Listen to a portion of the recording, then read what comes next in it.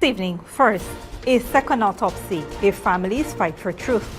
The body of 11-year-old Adriana Young arrives in the U.S. for a second autopsy, despite police ruling her death a drowning, while her family says something still isn't right, plus luxury, lies, and legal drama. Billionaire Azruddin Mohamed faces criminal charges over a Lamborghini scandal. Undervalued by hundreds of thousands, was it a paperwork error or a deliberate tax dodge? Also, terror, charges, and bail backlash. 16 men accused of terrorism and looting walk out on bail. Why the court says peace has returned and why the prosecution disagrees. Meanwhile, lighting up the hinterland, hundreds of families in Guyana's remote Matarkai sub-region are getting solar power. We'll look at the government's plan to bring light and life to the country's most isolated corners. Finally, visa crackdown intensifies. The U.S. says it's going after Chinese students aggressively revoking visas in a controversial new foreign policy move under Secretary of State Marco Rubio. Stay tuned. These stories and more tonight on Headline News Update.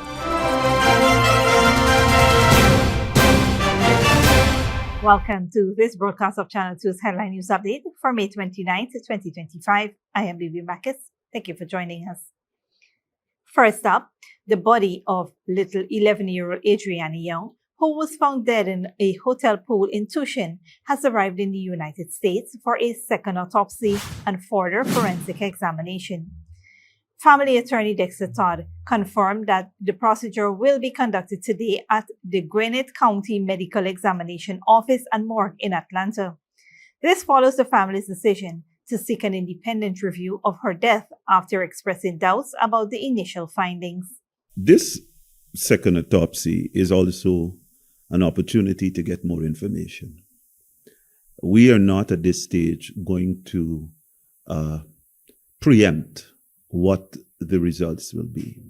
The original autopsy, performed by a team of international pathologists, including experts from Barbados and the US, concluded that Adriana's death was caused by drowning with no evidence of foul play. An independent investigator also found no signs of criminal activity. However, Adriana's family remains suspicious, citing visible bruises on her body, the unusual position in which she was found in the pool, and the lack of bloating typically associated with drowning. This is information gathering.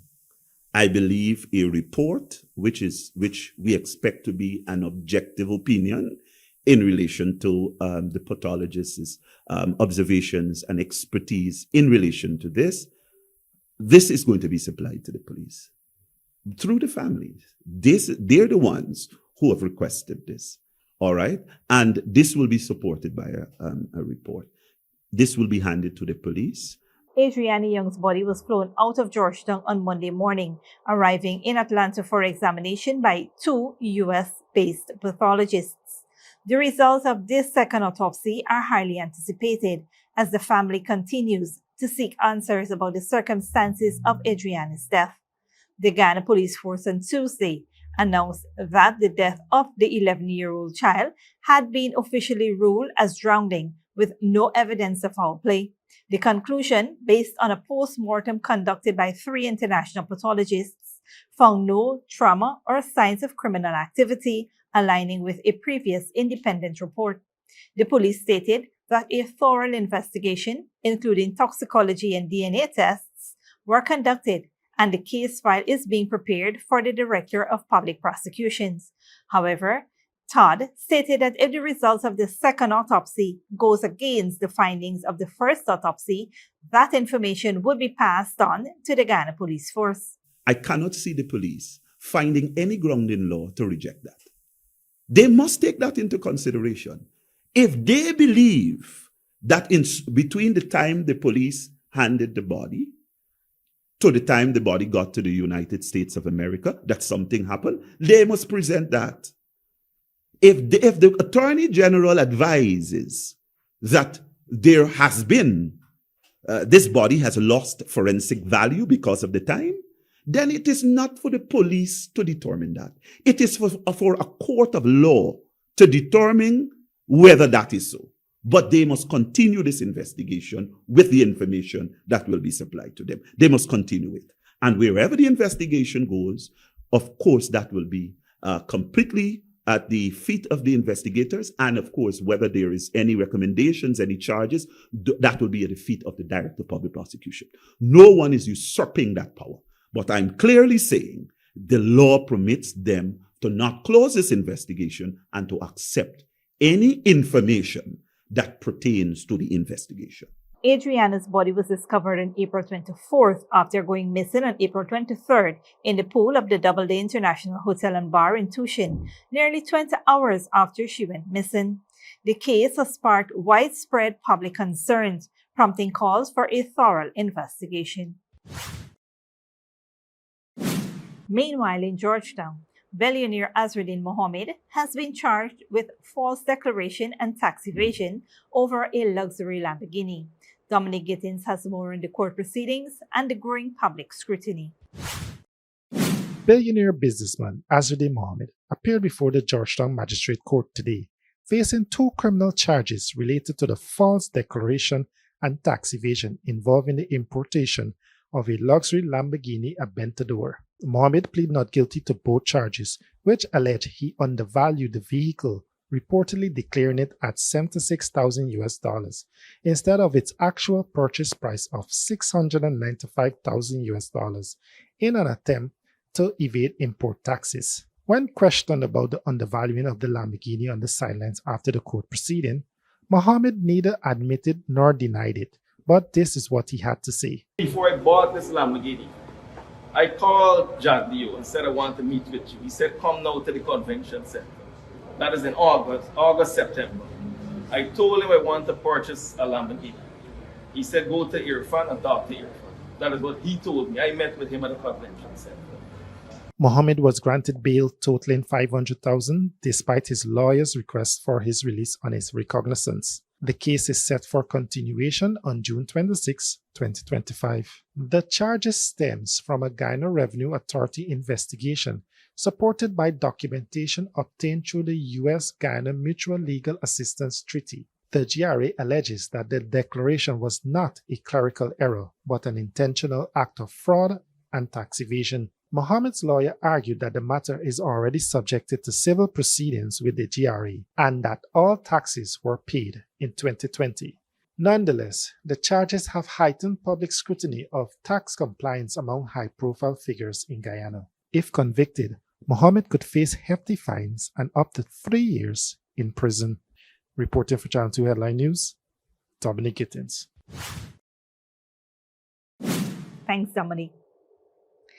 16 of 32 men charged with terrorism, break-and-enter, and larceny were granted bail when they appeared at the Georgetown Magistrates Court on Wednesday, May 28. The 16 individuals appeared before Acting Chief Magistrate Faith Magusti, who granted them bail. The charges stem from incidents that occurred on April 28 at various locations across Georgetown, where the accused allegedly committed terrorist acts and looted several supermarkets. Despite objections from the prosecution, who argued that the men posed a flight risk and could reoffend, the court granted bail. The magistrate noted that public peace had since been restored. The bail was set at $200,000 for break-and-enter charges and $250,000 for the terrorism charges, totaling $450,000 for those charged with both offenses. The defense attorneys argued that the charges of terrorism were inappropriate as the facts presented align more with break-and-enter and larceny. The matter has been adjourned until June 4, 2025. Stick around when we return. Amerindian women supplying crafts to 4 points at Sheraton, and Hinterland households in Region 1 receive solar systems.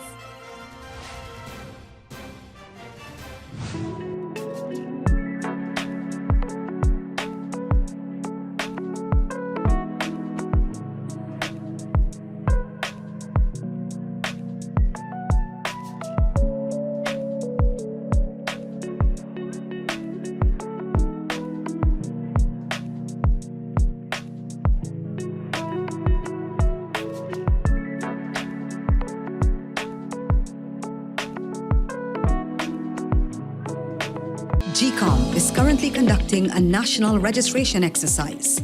If you have moved to a new address since you were registered, you are required to update your address by applying for a transfer to ensure your registration details are accurate.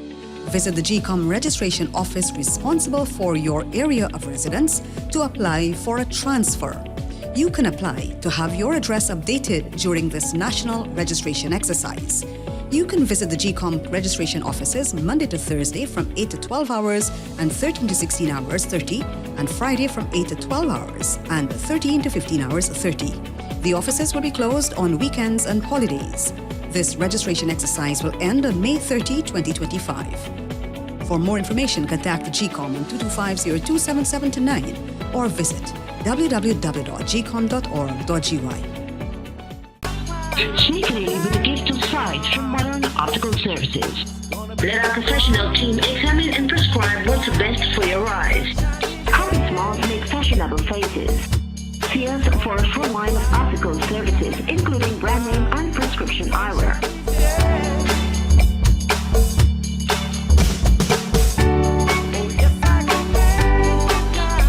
Modern Optical Services.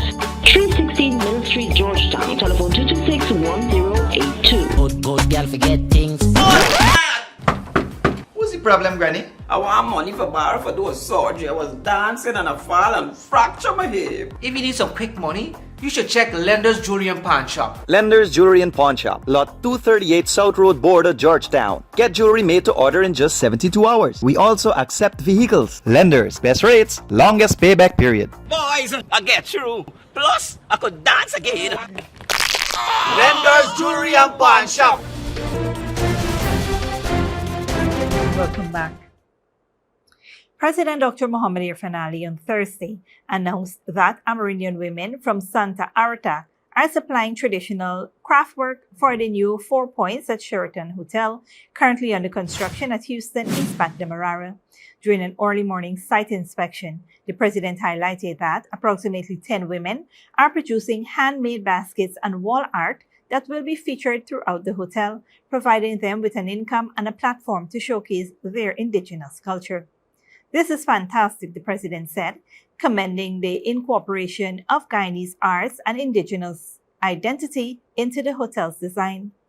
The US $33.3 million 172-room hotel, led by TAM Investments LLC, is scheduled for completion in August of 2025. It features a restaurant, bar, and outdoor pool, 16,000 square feet of meeting space, and a 25,000 square foot retail area. President Ali also outlined broader development plans for the area, including a major drainage system, improved roads and pavements, and nature walk from Houston to Georgetown, and hubs for local businesses. These efforts form part of the government's goal to build a botanical, sustainable city while boosting tourism and infrastructure. The hotel project is part of a national initiative to add at least 2,000 hotel rooms, supporting Ghana's growing economy.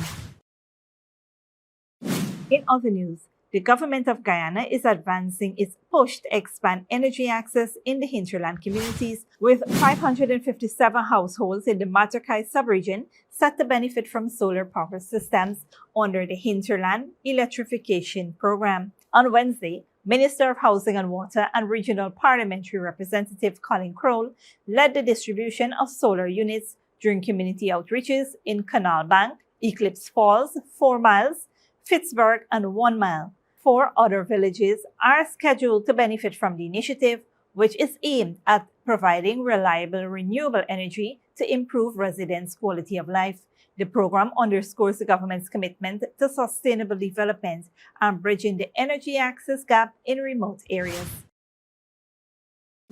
Don't go away after the break. At least 50 dead as violence erupts in Nigeria's Taraba state.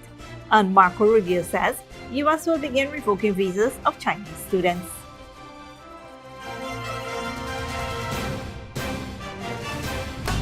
Sneakily with a gift of sight from Modern Optical Services. Let our professional team examine and prescribe what's best for your eyes. Our smiles make fashionable faces. See us for a full line of optical services, including brand name and prescription eyewear.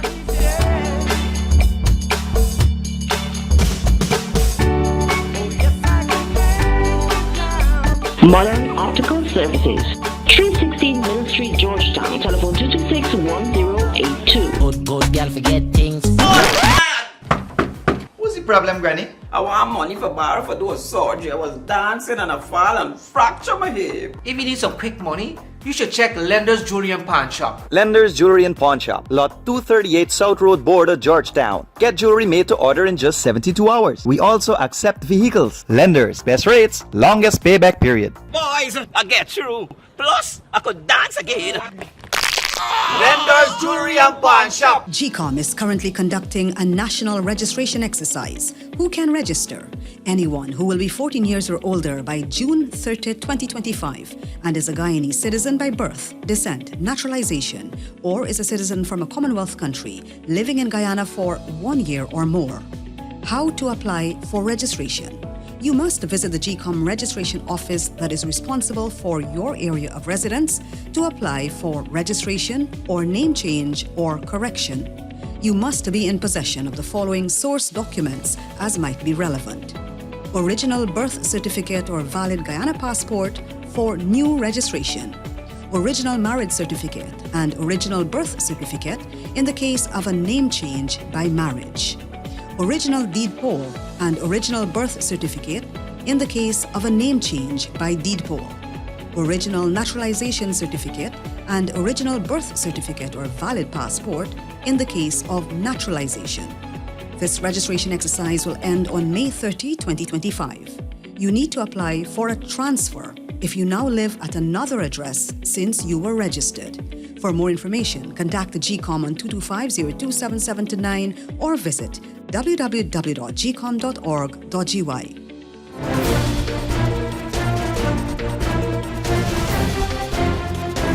Welcome back. Now we take a look at what's happening in the region and around the world. In the Caribbean, Bahamas Prime Minister Philip Davis warned that a proposed 10% U.S. tariff on Caribbean exports could disrupt trade and tourism. The U.S. supplies 83% of Bahamian imports and 84% of stopover visitors. Davis said the move may impact the country's economy and called for regional dialogue. He highlighted efforts to diversify trade partners, citing a recent shift to Dominican egg imports that lowered consumer costs.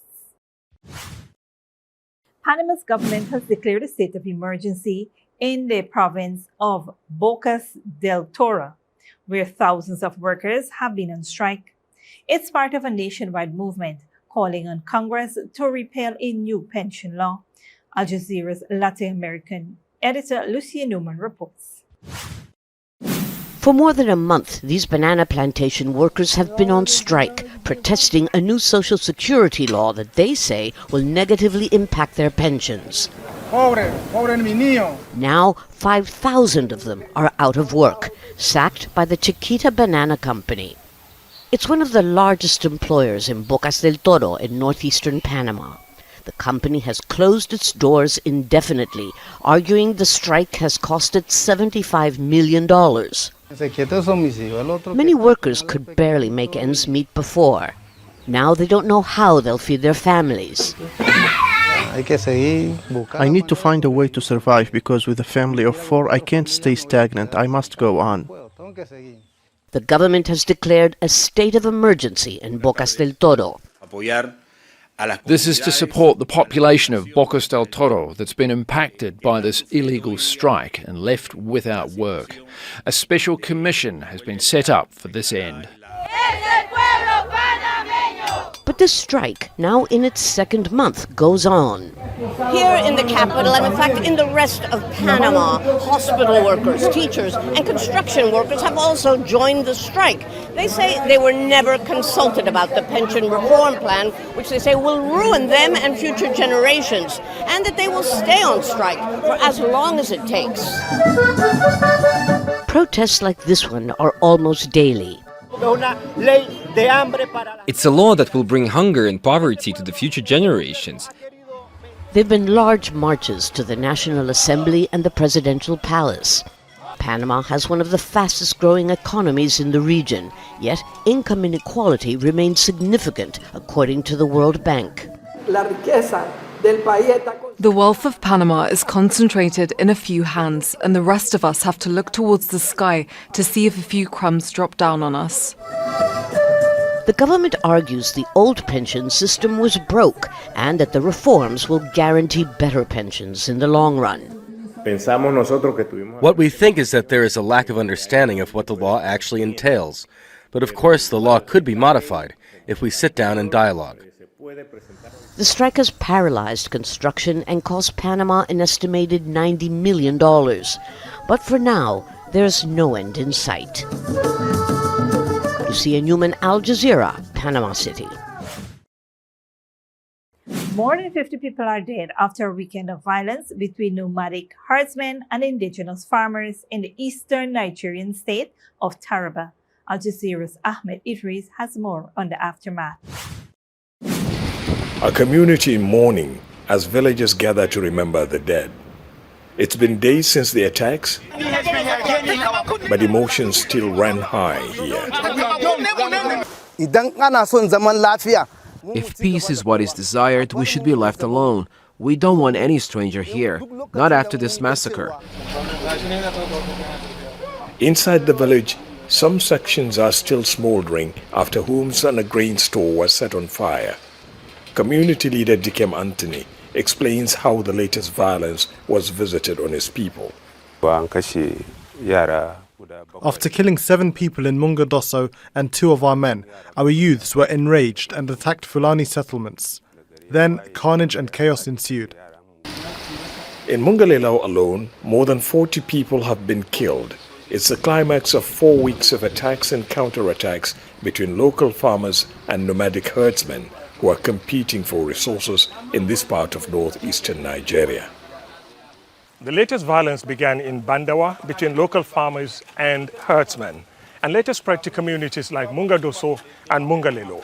36 members of this community in Mungalelo have been buried in this mass grave, and there is fear that the attackers may return. In Mungadoso, military retiree Saleh Temen demands accountability. This attack was unprovoked. Our children didn't kill their cows or take anything. He accuses herdsmen of cutting short his son's life. The Fulanis on their part reject the accusations, insisting that most of the attacks are provoked. The effects of climate change, a growing population, and competition for land and water have resulted in violent confrontations between farmers and herders in Nigeria, leading to thousands of deaths in the last 2 years alone. Ahmed Idris, Al Jazeera, Mungalelo, Nigeria. The United States says it will aggressively revoke the visas of Chinese students studying in the country, Secretary of State Marco Rubio has announced as the administration of President Donald Trump continues its crackdown on foreign students enrolled at higher education institutions. Al Jazeera's Katrina Yu reports. For many young Chinese looking to continue their tertiary studies abroad, getting into an Ivy League American university like Harvard was considered a dream come true. Ever since I was a kid, Harvard has represented, the sort of like the epitome of higher education globally, right? The name, the academic freedom and, like the meritocracy there is just absolutely second to none. But those dreams could now be dashed, with U.S. Secretary of State Marco Rubio announcing that the U.S. will begin revoking visas of Chinese students, including those with connections to the Chinese Communist Party or studying in critical fields. Those from China make up the second largest cohort of international students in the U.S., behind ones from India. There are an estimated 280,000, and many are anxious to know whether their studies could be cut short and how they will be viewed. Chinese students in the U.S. are vulnerable and subject to bullying and oppression. Many U.S. policies target Chinese students and impose restrictions on them. Chinese students in the U.S. often pay full tuition fees, providing a crucial source of income for many schools. Behind me is the US Embassy in Beijing. Previously, it was very common to see long lines of Chinese students applying for visas there to study at American universities, many of them from wealthy backgrounds. The daughter of Ren Zhengfei, the founder of communications company Huawei, recently completed her studies at Harvard. President Xi Jinping's daughter also attended the institution, graduating under a pseudonym in 2014. China's foreign ministry says it opposes the disruption of student exchanges. The US side's actions has exposed that the so-called freedom and openness that the US has always claimed are lies and will only further damage America's own international image. The announcement comes as Beijing and Washington are engaged in intense trade negotiations over tariffs. Simmering tensions between the two nations have seen the number of Chinese students choosing to study in the US decline in recent years. Earlier this week, the Trump administration said it was halting all international student visa applications and scrutinizing social media posts deemed to be anti-Israel. Katrina Yu, Al Jazeera, Beijing. This brings us to the end of our regional and global news coverage. Up next is the 3-day weather forecast.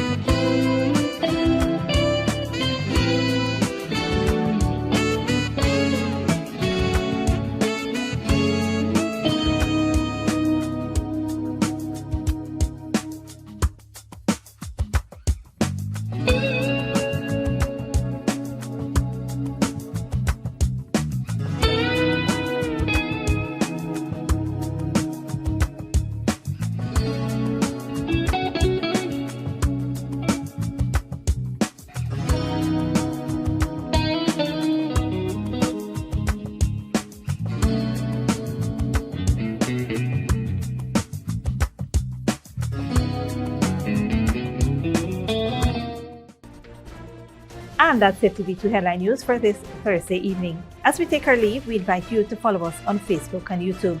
You can tune in tomorrow at 6:30 a.m. for a rebroadcast and at 7 p.m. for more news. Until then, please take care of yourselves and each other.